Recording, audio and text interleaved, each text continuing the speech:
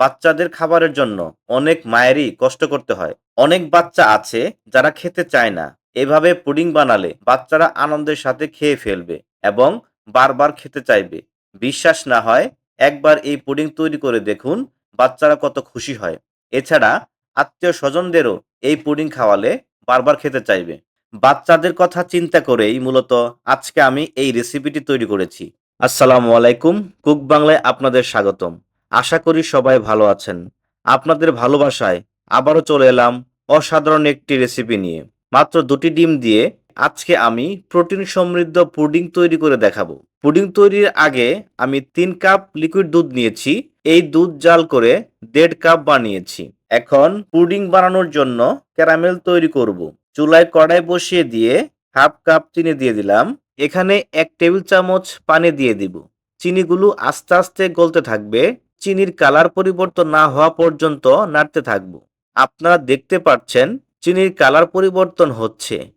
দেখুন চিনিগুলো brown colour হয়ে গিয়েছে।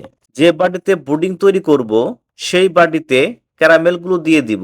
আমি এখানে ঢাকনাযুক্ত সীসার বাটি নিয়েছি। এবার প্যানে থাকা ক্যারামেলগুলো বাটিতে ঢেলে দিচ্ছি। এখন বাটিটা ঘুরিয়ে ঘুরিয়ে ক্যারামেল সেট করে নিচ্ছি। ক্যারামেল সেট করে ৫ থেকে ১০ মিনিট রেখে দিব। অন্য একটি পাত্রে ২টি ডিম দিয়ে দিচ্ছি।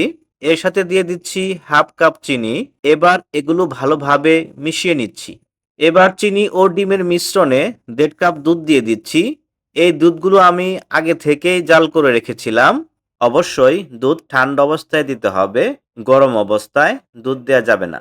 এখানে ১/২ চামচ ভ্যানিলা ফ্লেভার দিয়ে দিচ্ছি। ভ্যানিলা ফ্লেভারটি দুধের সাথে ভালোভাবে মিশিয়ে নিচ্ছি। ইতিমধ্যেই ক্যারামেল ঠান্ডা হয়ে বাটিতে ভালোভাবে সেট হয়ে গিয়েছে। এবার বাটিতে ডিম ও চিনির মিশ্রণগুলো ছেঁকে দিয়ে দিচ্ছি। এখন বাটিটি ঢাকনা দিয়ে ঢেকে দিব। এবার কড়াই প্যান বসিয়ে দিলাম। প্যানে পাতিল রাখার স্ট্যানার বসিয়ে দিয়ে পুডিংয়ের বাটিটি বসিয়ে দিচ্ছি। এখানে ৩ কাপ পানি দিয়ে দিচ্ছি। এমন ভাবে পানি দিতে হবে যেন বাটিটি ১/২ ইঞ্চি পানিতে ডুবে থাকে। ঢাকনা দিয়ে ঢেকে দিচ্ছি এবং ঢাকনার ছিদ্রটি কাগজ দিয়ে বা টিস্যু দিয়ে বন্ধ করে দিব। এভাবে ৩০ থেকে ৪০ মিনিট জাল করব। ৪০ মিনিট পর পুডিংটি হয়েছে কিনা একটি কাঠি দিয়ে চেক করে নিব। কাঠির গায়ে পুডিং লেগে গেলে বুঝতে হবে পুডিংটি হয়নি। পুডিং না হলে আবার ঢেকে দিতে হবে এবং জাল করতে হবে।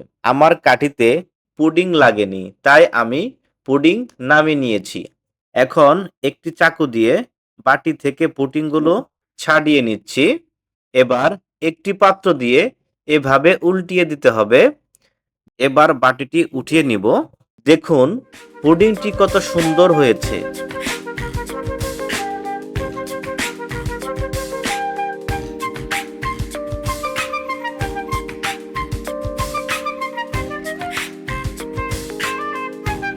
পুডিংটি এভাবে কেটে পরিবেশন করতে পারেন। ভিডিওটি ভালো লাগলে কুক বাংলা চ্যানেলটি সাবস্ক্রাইব করার অনুরোধ রইল। আজকে এ পর্যন্তই। দেখা হবে অন্য একদিন আরেকটি নতুন রেসিপি নিয়ে। ততক্ষণ পর্যন্ত সবাই ভালো ও সুস্থ থাকুন। আসসালামু আলাইকুম।